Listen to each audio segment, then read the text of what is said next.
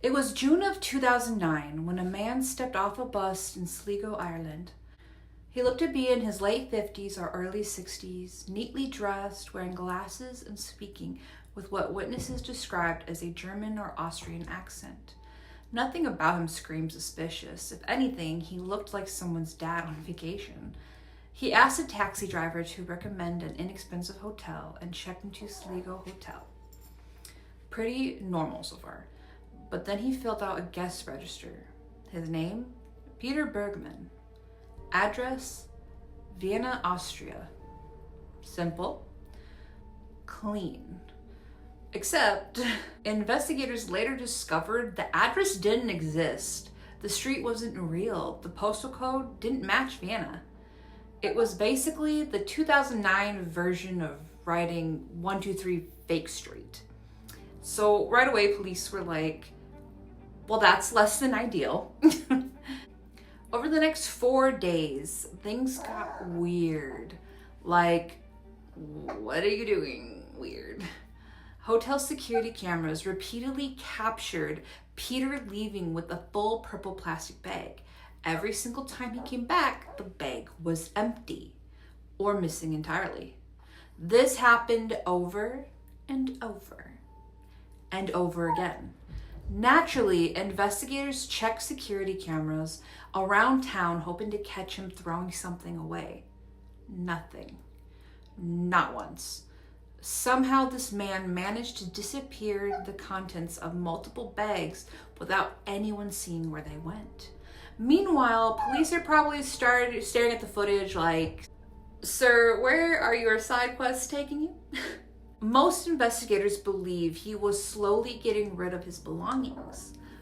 Clothes, personal papers, maybe even identification. Like he was certainly deleting every chapter of his own story.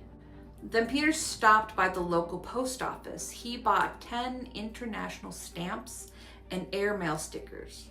Okay, who was he writing to? Family? Friends? An old lover? His fantasy football league? We have absolutely no idea, because no one knows if he ever mailed anything. If he did, there's a chance someone somewhere received one final letter, completely unaware that it came from a man who would soon become one of Europe's biggest unidentified persons cases. That's something that could keep you up at night. The following day, he hired a taxi to Ross's Point Beach. He told the driver he wanted to find somewhere to swim. The driver showed him around. Peter looked, nodded, and never got out. Then asked to go back to town. Looking back, it feels less like someone searching for a beach and more like someone scouting a location. On June 15th, Peter checked out of the hotel. Oddly enough, one of the bags he'd arrived with had vanished. No one knows where it went. No one ever found it. It just gone. Because apparently this case wasn't mysterious enough already. Before leaving town, Peter stopped at a cafe. He ordered a toasted sandwich and a cappuccino. He was seen writing something on a piece of paper. Then, he calmly tore it into tiny little pieces and threw it away. You know, as one does when you apparently have a lifelong commitment to leaving investigators absolutely nothing. Later that afternoon, he boarded a bus back to Ross's Point. Witnesses watched him wander along the shoreline for hours. Some thought he looked uncomfortable. Others said he appeared sick. Around midnight, he was last seen walking near the water, and then he vanished. A father and son walking along the beach found his body. His clothes had been carefully folded and placed on nearby rocks, but several important items were gone. His glasses, his shoulder bag, any possible identification, his wallet, his phone, nothing. Even the labels had been cut out of his clothing. At this point, Peter wasn't just covering his tracks.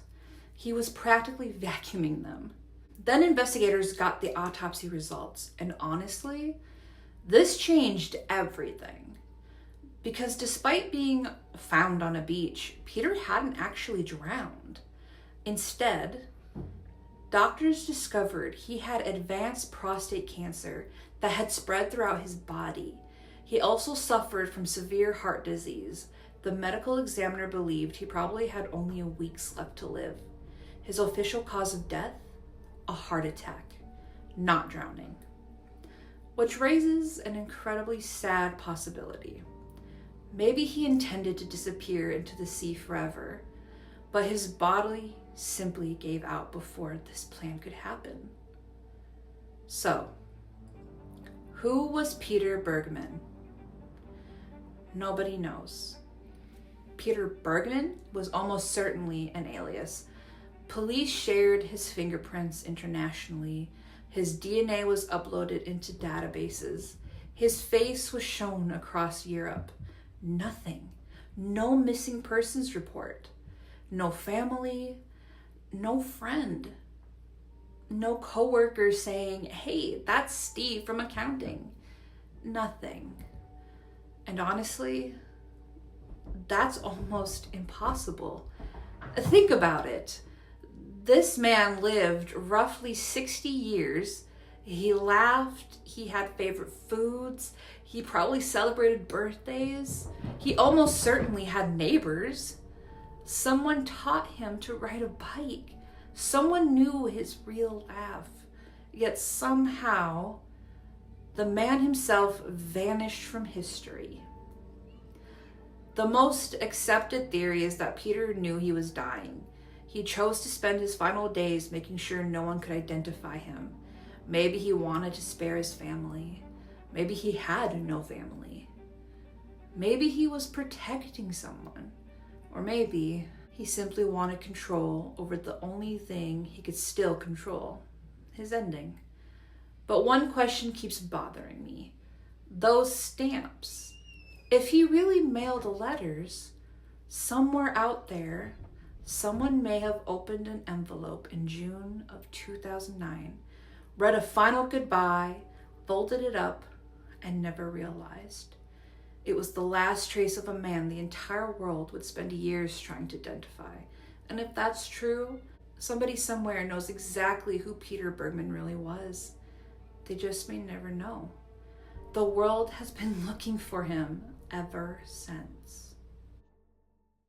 Let me know what you thought about this case below, and I'll see you in the next video. Okay, bye.